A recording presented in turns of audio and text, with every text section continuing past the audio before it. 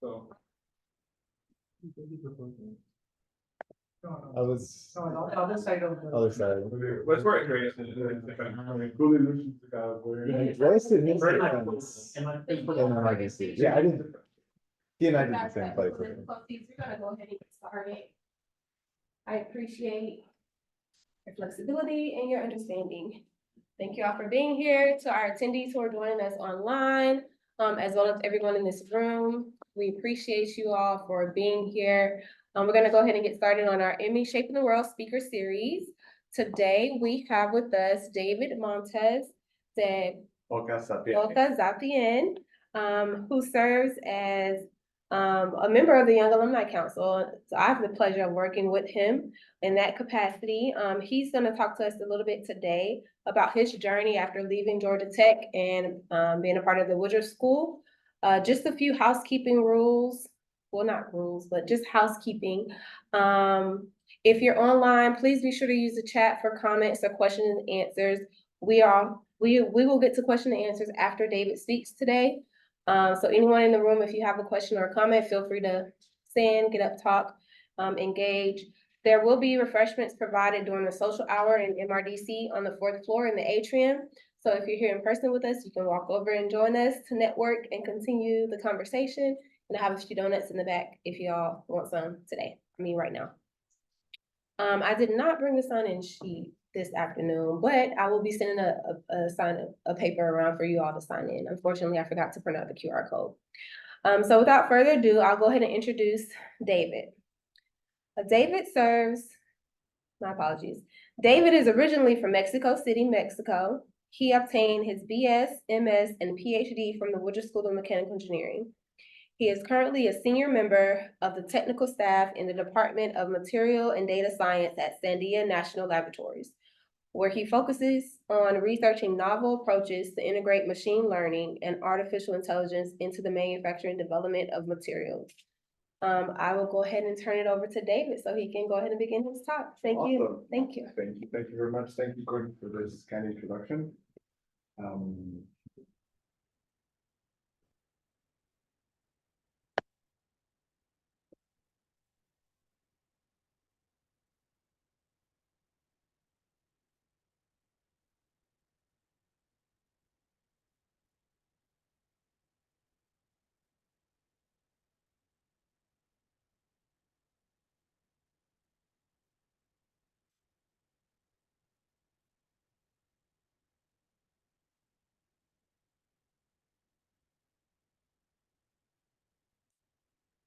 There it is. Okay, cool. Oh, it was, yeah, cool. That's okay. Thank you. Yeah, thank you very much, Courtney, for the kind introduction. Thank you all for coming. I really appreciate it. As Courtney was saying, right, I'm a senior member of technical staff. And in today's talk, I will hope to share with you how we can make the future possible by innovating on materials, right? Before we get into that, I would like to start with a brief introduction about myself. So I would argue that I'm the most boring of 3 siblings. My sister right here, she was a first division swimmer, NCAA. She broke all the school records back in New York. She just graduated from her master's in management and is now looking to pursue a PhD in public health. My brother on the other side, he's quite the adventurer. Here's a picture with him. He's actually the youngest Mexican to ever make the summit of this Mount Illimani in Bolivia. It's one of the tallest mountains in Bolivia in the Andes Ridge, right? It's over 6,400 meters.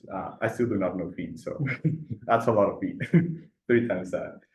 He's a mechanical engineer just like me. He has a master's in management of power engineering and now works as an investment banker in Switzerland.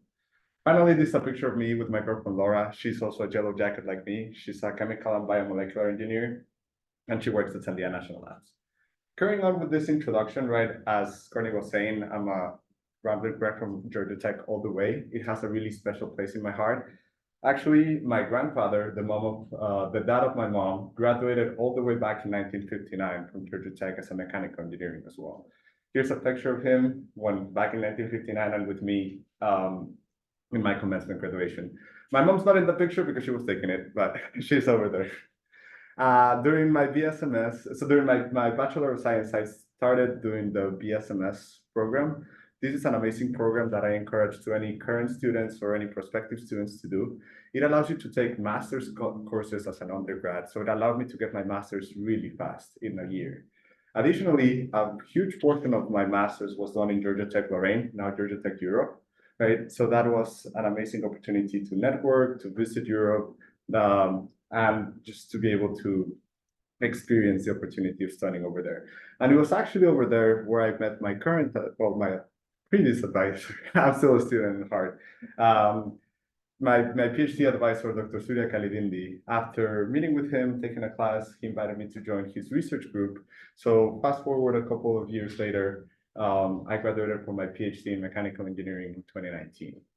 After that, I joined Sandia National Labs as a postdoctoral researcher. And then from there, I started as a senior member of technical staff. So I started this talk, right, about innovation, right, and innovating in materials and making the future possible, right?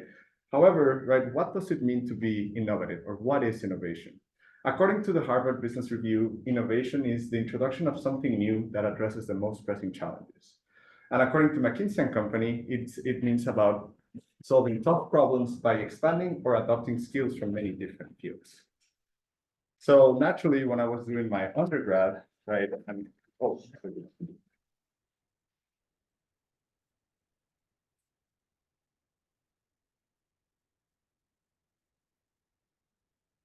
working back again.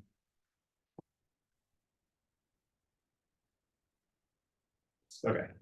As an undergrad and here at Georgia Tech, we've always we're super proud of ourselves about solving the most challenging problems and creating the next.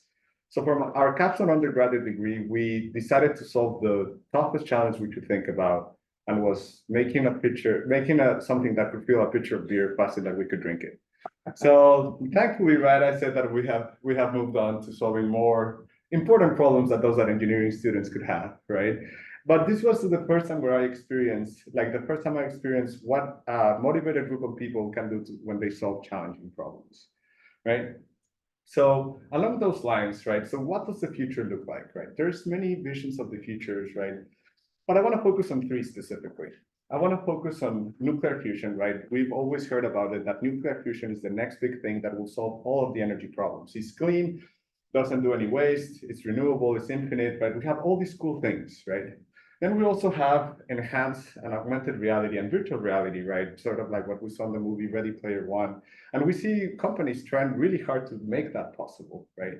And then we also have space travel, right? It would not be the future, it would not be in space, right? So from this point of view, right, all these three things seem quite separated from each other, right? However, they actually have one thing uniting them, and all of them, they require new materials, and we need to innovate the way we make them and advance manufacturing.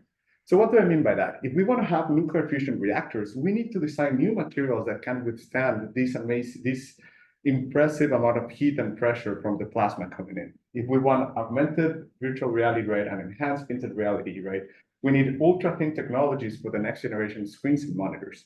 And finally, if we want to do space travel, we need to do advanced manufacturing, right, so that we can process and make materials that can withstand venturing into the void, right? And at Sandia National Labs, we're actively working to make this future possible. So it seems a little bit paradoxical that a government-run anything, right, is innovative. However, Sandia and innovation are deeply intertwined. As a matter of fact, it's part of our core DNA. The origins of Sandia can be traced back all the way to the Manhattan Project, and specifically to the C division, right? It focused on the non-nuclear components of the engineering, right? So that evolved into our ethos, or our reason to be, which is exceptional service in the national interest. So Sandia over the years has become the laboratory world of excellence, where the US and the world turn to solve the most challenging and toughest engineering problems. I just want to give a brief introduction about the huge innovations that Sandia and the impacts that it has had throughout the years, right? One of the biggest impacts it has had is the clean room, right? It was developed at Sandia National Labs, and now it's widely available, right? It has evolved and done a lot of different things, right? We've done a lot of research, and I'm using the royal we, the collective we over here, right? In disease control, disease monitoring, pioneering new ways of transportation, right? Unmanned aerial vehicles, right? And renewable energies. Naturally, this has been 75 years of history of innovation, right? And it doesn't happen overnight. So the way in which Sandia is able to always stay at the forefront of innovation, right, is by integrating state-of-the-art facilities with highly specialized interdisciplinary technical experts. So going back to our vision of the future, right, I already made the case that we need to innovate on materials and advanced manufacturing. So we need to make the case for it, right? Advanced manufacturing brings design and testing closer together and drastically reduces the time for making novel components, right? The cycle time to make them gets drastically reduced, right? So this is important not only for the labs, but the US as well, because it will help maintain its leadership as its position as a technological leader and powerhouse for development of new materials and development of technology, right? We also have some common challenges with industry like the ones I've mentioned before. So why do we need advanced manufacturing? A canonical truth in material science is that the process controls the structure, and then the structure controls the property. There are a lot of well-validated frameworks and numerical frameworks and experimental frameworks that enable us to connect each of these critical parts of the process by doing either experiments or high-fidelity simulations.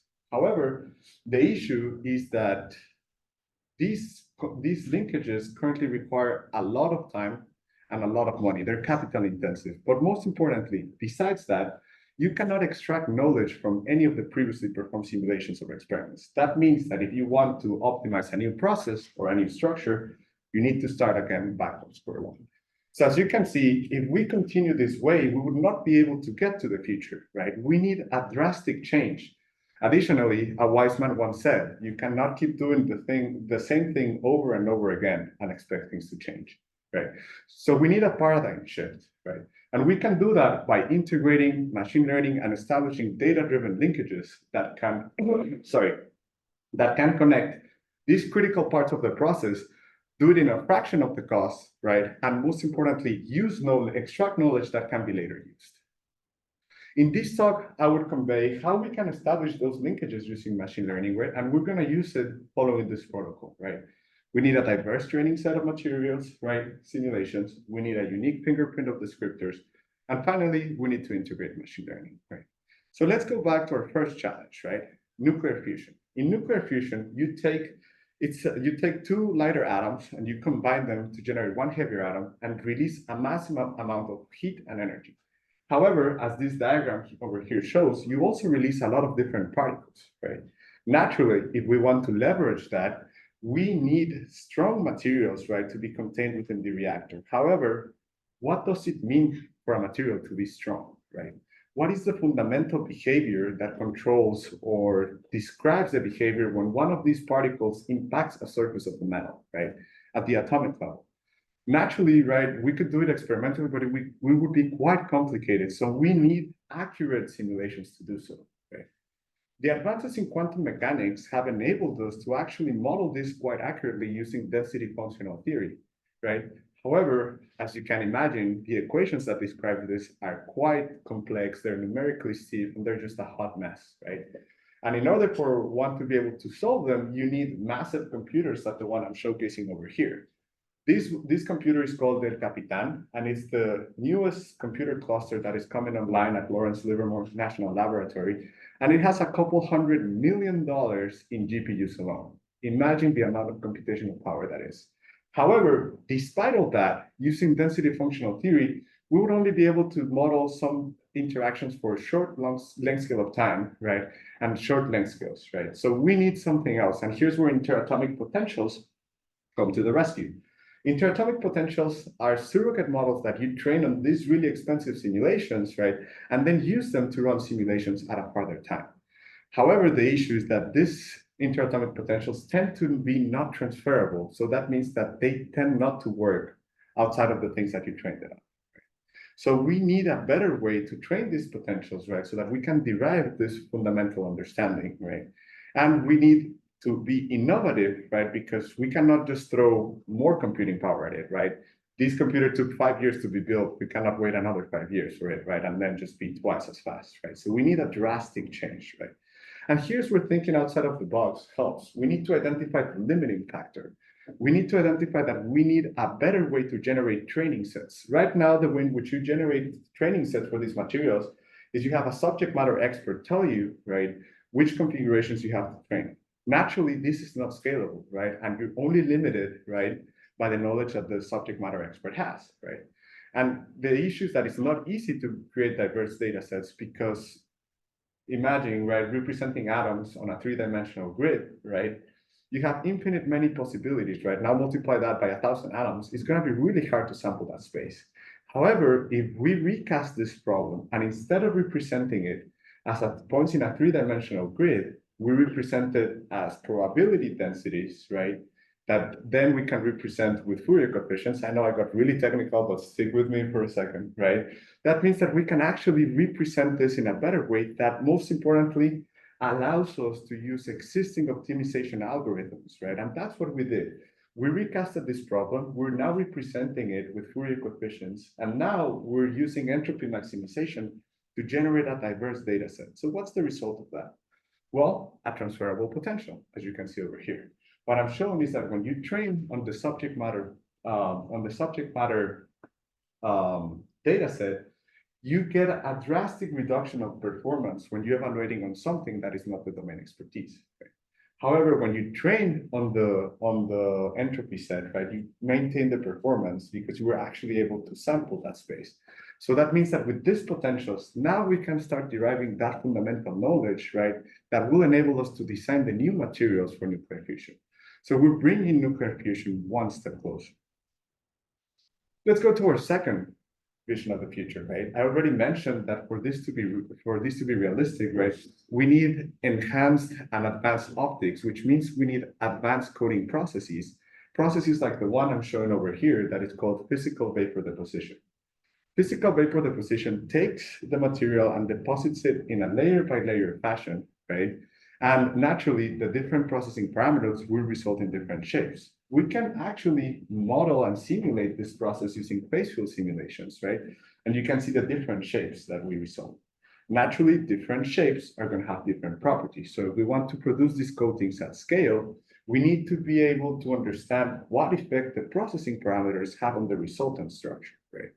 The issue is that existing solutions, they always force us to make a compromise. That means, like, if we can actually take this physical vapor deposition, twist some knobs around, right, and get a different set of coatings and shapes, right? However, you need a laboratory for that, and not a small one. These machines are massive, right? That means you need a lot of money to do that. Then it's also physically intractable to build all the possible combinations. So we're back to square one. We can also use high fidelity simulations, as I was saying, but then we face the same problem as we did before, where we need a lot of computational power to resolve. And if we tweak one tiny thing, we cannot extract knowledge from it, right? So as you can see, the existing solutions, right, they force us to make that compromise, are not equipped to perform a high throughput exploration of this event, right? So we'll not be able to derive that knowledge that we need, right? So here's where innovation comes again, right? And we need to think outside the box. Instead of thinking of an evolution of images, right, which is the one that I'm showing like on the top row, right, you can actually think of it as an evolution of statistics. And then you can capture that evolution in a low-dimensional space, right, by applying math transformations, such as the one that I'm showing over there. So this means that you can actually take the evolution, right, of these images, you can represent it as an evolution of points in this low-dimensional space. So what does it actually mean? So now, if we want to predict what the next structure would look like, we would just need to predict what the next point in this low-dimensional space is based on the sequence. Naturally, right, this is a problem that is quite common, and it has been solved using machine learning before. What I can think of is take out your iPhone, right, and when you start typing, you get a suggestion of what words would go next. So that technology already exists based on the sequence of words that you wrote. So that technology is called long short-term memory network, LSTM for short, right? And this enables us to actually derive, right, or implement, better said, this accelerated simulation framework. What we do is then we take the initial structure, we project it to this low-dimensional space, and then we jump ahead in time, right? By jumping ahead in time, notice that we're not solving complicated equations. We don't need experiments. We're circumventing all the challenges that were that seem to be immovable, right? Then we can recover the microstructure and we're as accurate as we were before, right? But we're significantly faster. So how fast is fast? Well, we're 40 times 1,000 faster. So what does that mean? If you needed to run 50,000 simulations, right? This is some back of the envelope calculation.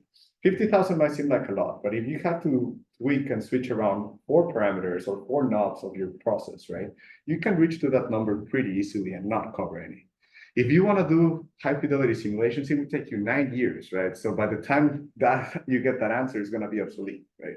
However, if you use our protocol, it will only take you 50 minutes and you will be able to use it on a laptop, right? So actually now you can see that with this agile process, we're actually being able to derive that fundamental linkage between the processing parameters and the resulting structure for coating technologies. So making enhanced and advanced virtual reality one step closer to reality. So let's go to our final vision of the future, right? I already mentioned that in space, we need to shape materials existing or new, right, into different component sizes, right? Component shapes, right? So that they can venture into the void. Actually, for example, we can use metal stamping and forming processes, right? These type of processes, they take sheet metal alloy and deform it into the complex shapes that you see over here. However, what happens is that sometimes that imposed deformation causes ruptures and cracks. So if we want to know if you can actually shape a part like that, you actually need to do a manufacturing trial or a die trial. That means put all your machines up, take your sheet metal alloy, and stamp it. And that costs money to the order of a couple $2 million per year per plant, right? So the reason behind those cracks is the internal structure of materials, right? When you put these sheet metal alloys under the microscope, you would see a bunch of different grains oriented in different orientations, right? And it's the orientation, or the better said, the distribution of orientation of these grains that causes a load-dependent behavior, meaning that depending on where you apply the load, it will deform more or less because the material will be harder or softer. If we want to establish an agile manufacturing process, we need to characterize this accurately, right? However, at this moment, we're always faced with the typical engineering dilemma, where we have to sacrifice speed or accuracy, right? We can perform experiments like the one I'm showing over here, where you actually take the material, cut out a sample, deform it, and you will be quite accurate, but you take a lot of time. Or you can do commercially available simulation results that are super fast on the other end of the spectrum, right? But they're not accurate. So that means you need to do die trials again. So you're back at square one, right? You're spending money left and right. So you cannot catch a break. So that seems that we have a huge underserved market where we need high fidelity results at a fraction of the cost. And that's what we did. Me and my team developed a new proprietary software solution called Materials Data Driven Design that enables you to connect the internal structure of the material to the resultant deformation behavior and do it in seconds, not taking a couple of months or weeks as doing experiments, or a couple of hours or days in a high performance computing environment, right? So how does this agile manufacturing process look like? So let's say you want to stamp a part like this, right? If you're a company, you have a couple of options. First is you have a materials characterization lab. You take the sheet metal that you just received, you cut samples out of it, you physically deform them, record their behavior, calibrate the models, and then run them. That will take you 6 months. The other option you have is hire a PhD that's an expert in crystal plasticity, set up a high-performance computing environment. You have all the data available for him to set the model and wait 10 hours, and then you get the answer. Or you could use our model, which would only take seconds. You can use it on your laptop and do not need to install anything. And what you see over here is that they're quite close to each other, right? And the results are almost indistinguishable. So we have been able to get high fidelity results at a fraction of the cost. Now, at this point, we have a cool invention. We do not have a product. And a couple of weeks ago, Caitlin Dexana gave an amazing talk about how raising venture capital money, and one of these critical steps is customer discovery, right? Cool inventions are cool, they don't sell. Good products do. And how you get good products? Well, that's why I love this cartoon over here. You need to actually go and talk to the people that are going to use your things, right? So we actually performed this customer discovery through this program called Energy I-Corp, right? This Energy I-Corp program is the Department of Energy funded initiative that takes that takes applications that have high commercial applications, right? And encourages its investigators to get out of the lab and talk to the people that they're using. So we talked to over 120 different people about what their problems were with manufacturing, stamping, and forming processes, right?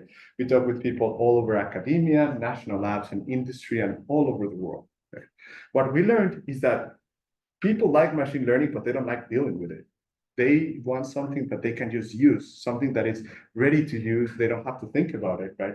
So we package all this proprietary machine learning into an easy to use GUI that is now deployable over the web. So anyone can use it with just by logging into a website. They have all these machine learning tools at the result, right? And they get an instant result without ever needing to touch a terminal, right? So at this point, right, I would like to show you a video of how this looks like. So hopefully this can play. Yes, sound is not coming in. Is well, you'll get to enjoy the video. Like, yeah, it's so good. Just read this, Yeah, read the script, what were you saying? exactly. No worries. So, this was part of a submission that we did for the R&D 100 World, right? Where we took all of this different software and we packaged it, right? And made a video describing it, right? So here I'm saying what you can do with this video, but it's on YouTube. I'll post the link and you guys can watch it. It has cool music and yeah, it's better than me trying to remember what I said a couple months ago. So just moving forward on this, right? So that means that we now have an actual product, right, that enables this agile manufacturing process. Most importantly, we have it with a customer in mind, right? This enabled us to actually be recognized as one of the top 100 inventions of 2023. We received an R&D 100 award and we were recognized as a market disruptor. So we see that with this type of agile processes, right, we now can derive a fundamental understanding between the structure and the resultant properties. So now we can determine if a material can be shaped for space travel instead of weeks and months in a couple of seconds, right? So let's go back to the beginning of my talk, right, where we had these three things of the future. And when I started, right, all of you, we all thought that this was like quite far apart, right? And there's no way that we're actually making progress to this. What I showed that by being innovative, right, and by thinking outside of the box, you were actually one step closer than we were before. And this actually seems tractable, right? So just a couple of things to wrap up, right, and about why mechanical engineering. I firmly believe, right, though I'm a little bit biased since I got my 2 degrees in mechanical engineering, right, that it provides you with a unique set of skills and prepares you for a diverse career path that can be really rewarding, right? It provides you with unique technical expertise, right, that you can use for anything that you want. Provides you with unique insight, right, based on like heavily fundamented on the technical expertise that you have. And then it provides you with out-of-the-box thinking, right? Finally, we all know here that mechanical engineering is not an easy career, right? It's hard, so it will teach you patience, perseverance, and resilience. So those things will set you up to succeed no matter what you choose, right? So bottom line with ME, you can go as far as your dreams can dream, right? As far as you can think of, right? And I just wanted to showcase one example of how an ME alumni can help shape the world. I encourage you all to join the other talks from the different alumni to see how are they contributing to changing the world. Naturally, to close off, this is a team effort, right? I would not be able to achieve and get in this far without my teammates, collaborators, lab mates, mentors, right?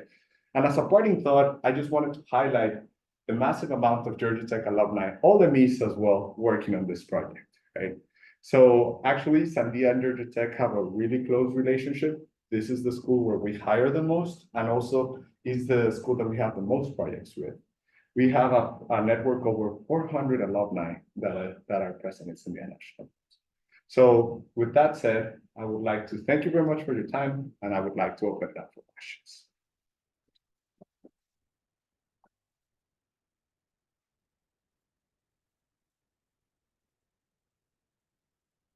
So we have one comment from our online attendees. It says, "Congratulations, David. You really rock really great presentation and with incredible potential in many sectors. Talking about corrosion protection, more specifically metallic coatings, hot dip galvanizing.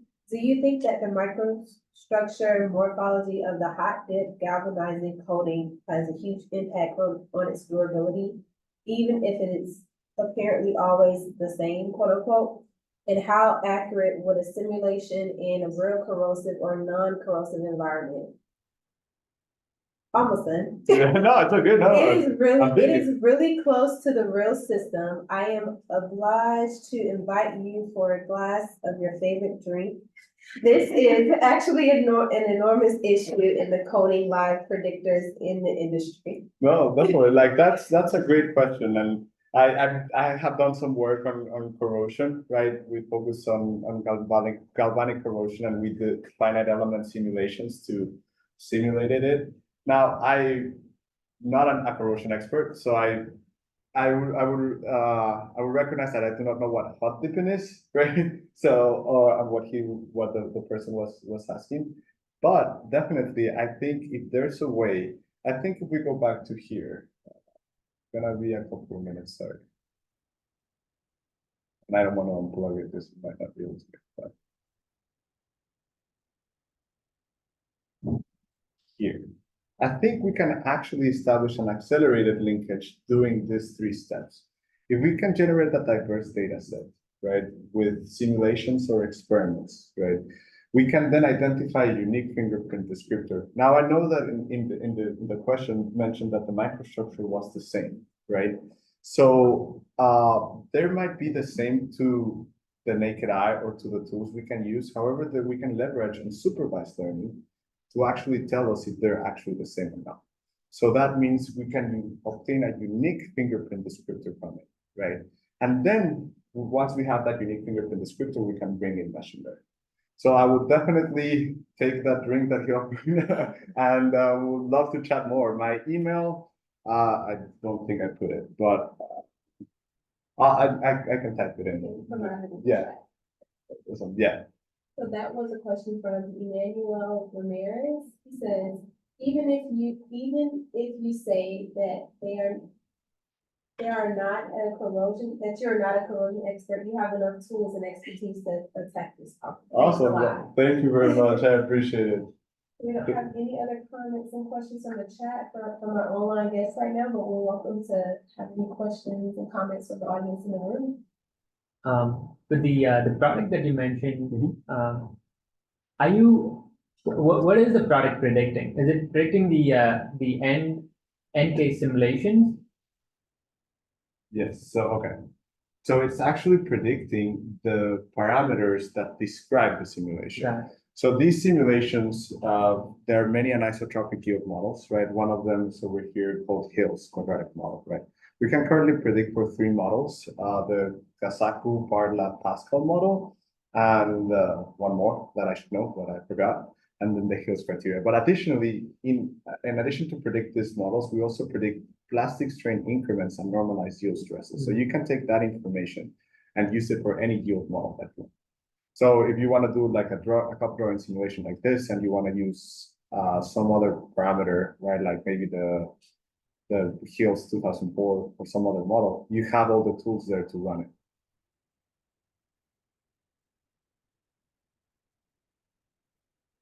This is a question I've had for a long time. Sure. Sorry if it's not the most applicable to your presentation. No worries. But like in all of the papers you've written, it seems like every time you just kind of pick a different machine learning model. You're like, I'm going to just try every single one.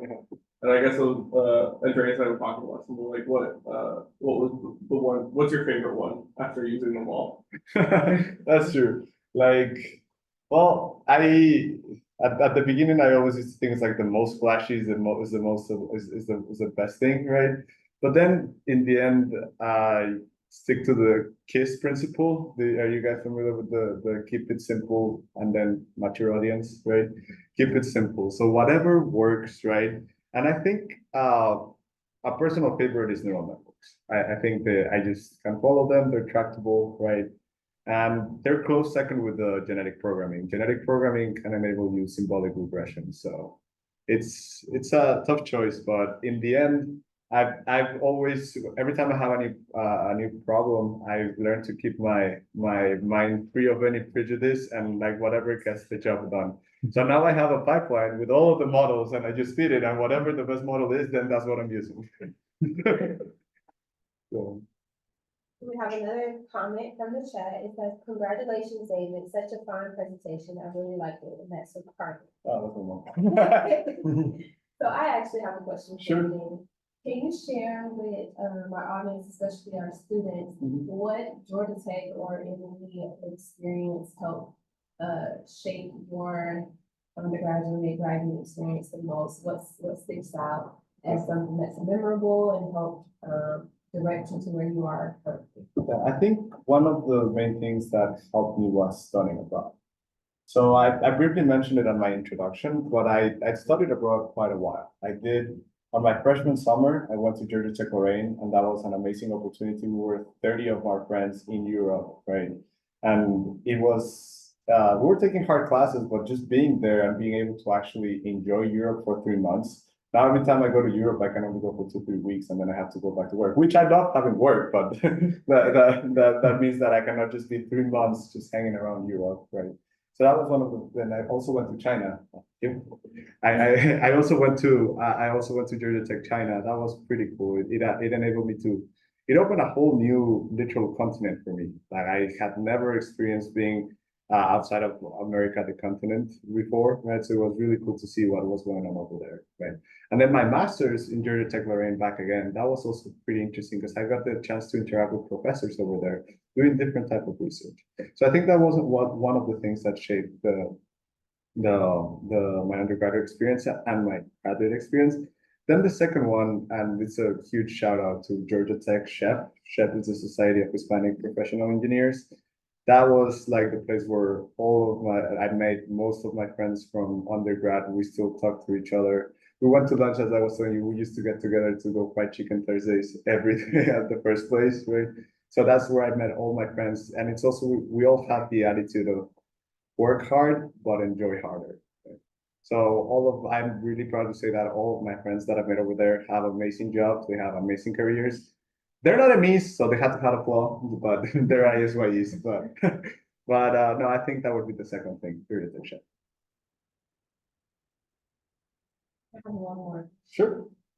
We talked about this at lunch, but can you share with our audience in person as well as our attendees online, how important was it for you with strategically networking and cultivating relationships with your peers and also with faculty and just people that you interacted with over the years? Definitely. So that's a really important point, and I would be remiss if I don't mention it. Like networking is the most important thing, right? I got my job at Sandia, or better said, I started the interaction at Sandia, right, through the Georgia Tech Sandia Alliance. My advisor was one of the first to receive an LDRD funded through that alliance, right? So that enabled me to do a lot of networking in the work that I'm in the group that I'm currently working on, right? It also helped me to reach introductions to the group that I did my postdoc in, right? So if it would have not been for that and for taking advantage of that opportunity and talking to people at the labs, right, I would have not been able to be where I am. And then now, most importantly, we're heavily recruiting from Georgia Tech and from our previous group, right? I think we've had like 3 or 4 students join over the past year, right?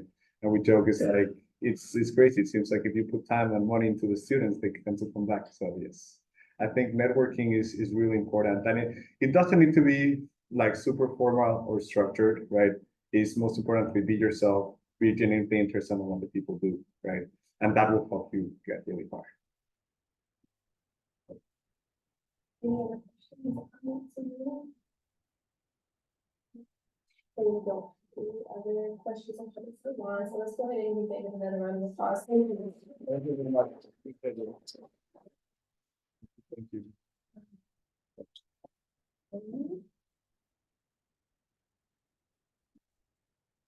Small token of our Oh, thank you very much. appreciation I for appreciate it. participating in Me Shaping the World. Thank you. Just some swag items just to take back with you. Just a Amazing. little piece of Georgia Tech and the Woodruff School. Perfect. Thank All you. right, you're welcome. Thank you, Courtney. I really appreciate it.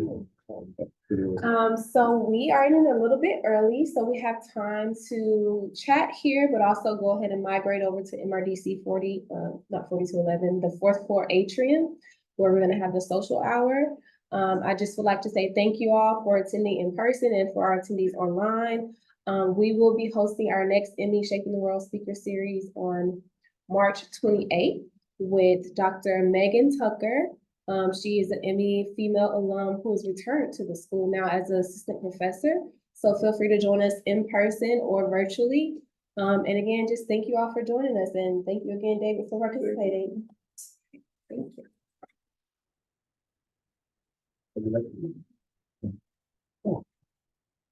I mean, you know, I love it. But it was great.